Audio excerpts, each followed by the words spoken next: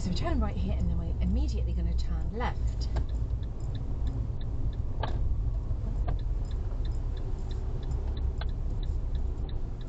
Also stop.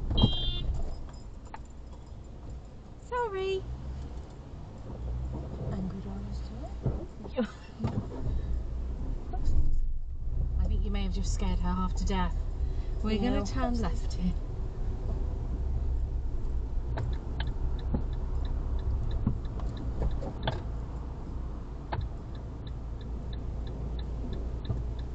So he's not signalling, but he is going to turn his stuff.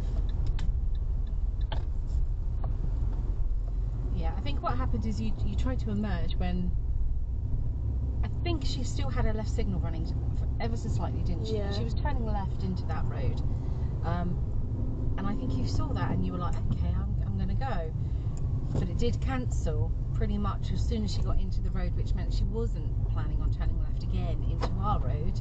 She wanted to just drive on. So yeah, I think it's quite scary if you're driving and somebody's coming towards you. Yeah, you don't know. Yeah.